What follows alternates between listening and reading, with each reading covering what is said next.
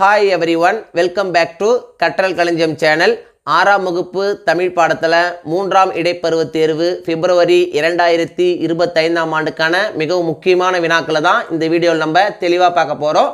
இந்த வீடியோவை ஸ்கிப் பண்ணாமல் பாருங்கள். அப்போதான் எல்லா முக்கியமான வினாக்களையும் உங்களால் தெரிஞ்சுக்க முடியும். அது மட்டும் இல்லாமல் எக்ஸாமில் வரக்கூடிய எல்லா கொஸ்டின்ஸையும் அட்டன் பண்ணி நல்லமாக ஸ்கோர் பண்ண முடியும். இது வரைக்கும் நம்ம சேனலை சப்ஸ்கிரைப் பண்ணாதவங்க சப்ஸ்கிரைப் பண்ணிக்கோங்க. அப்படியே பக்கத்தில் இருக்கிற பெல் ஐக்கான் சிம்பிளையும் ப்ரெஸ் பண்ணிக்கோங்க. அப்போதான் நான் அடுத்தடுத்து அப்லோட் பண்ணுற வீடியோஸ் உங்களுக்கு வந்து சேரும். சரி, வாங்க நம்ம வீடியோக்குள்ளே போகலாம்.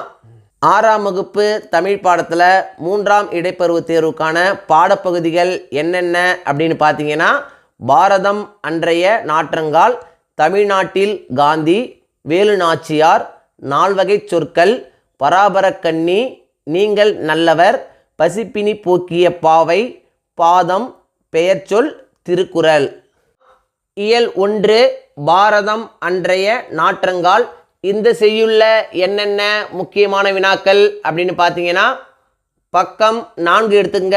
இதில் பார்த்தீங்கன்னா குருவினா கொடுத்துருக்காங்க. குருவினாவில் ஃபர்ஸ்ட் கொஸ்டின், தாரா பாரதியின் பாடலில் இடம்பெற்றுள்ள கவிஞர்களின் பெயர்களை குறிப்பிடுக. ரொம்ப இம்பார்ட்டன்ட் கொஸ்டின், அடிக்கடி கேட்கக்கூடிய கொஸ்டின். ஸோ அதை நீங்கள் அவசியம் படிச்சிங்க. நெக்ஸ்ட்டு பார்த்தீங்கன்னா சிந்தனை வினா கொடுத்துருக்காங்க. இதில் நம் நாட்டின் முன்னேற்றத்திற்கு மாணவர்கள் செய்ய வேண்டியவை பற்றி சிந்தித்து எழுதுக. இதுவும் பார்த்தீங்கன்னா ஒரு சில கொஸ்டின் பேப்பரில் கேட்டிருக்காங்க. ஸோ இதையும் நீங்கள் அவசியம் படிச்சிங்க. இயல் 1 தமிழ்நாட்டில் காந்தி. இந்த உரைநடையில் என்னென்ன முக்கியமான வினாக்கள் அப்படின்னு பார்த்தீங்கன்னா, பக்கம் 8 எடுத்துங்க. இதில் பார்த்தீங்கன்னா குருவினா கொடுத்துருக்காங்க.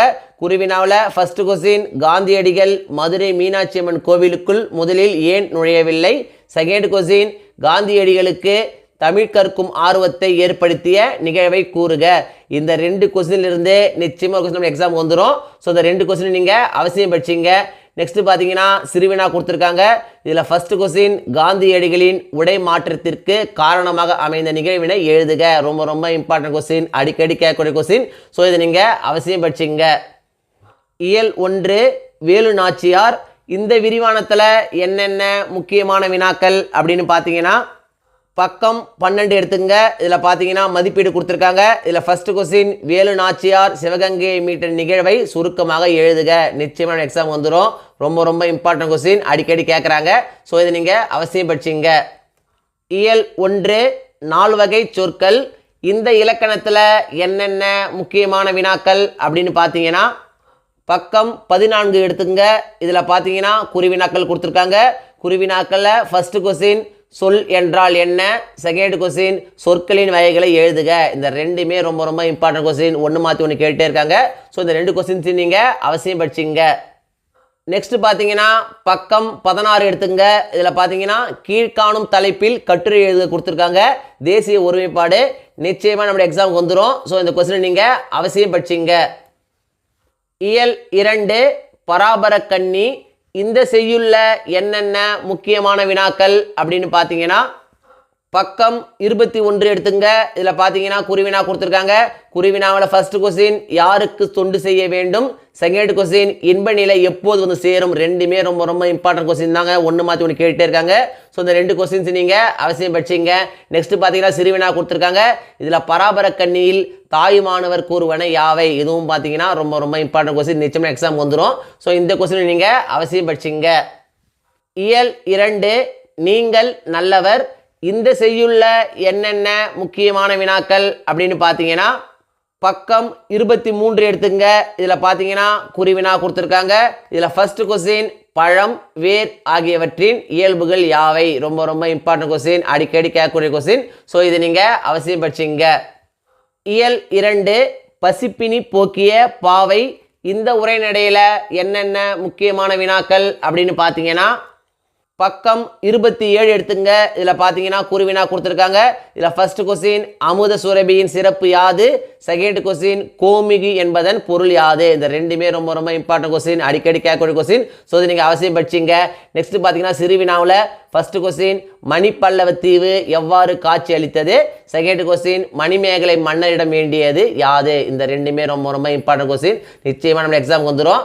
ஸோ இதை நீங்கள் அவசியம் படிச்சிங்க. இந்த உரைநடையை பார்த்தீங்கன்னா ரொம்ப முக்கியமான உரைநடை பாடம். ஸோ இந்த பாடத்தை நீங்கள் அவசியம் படிச்சிங்க.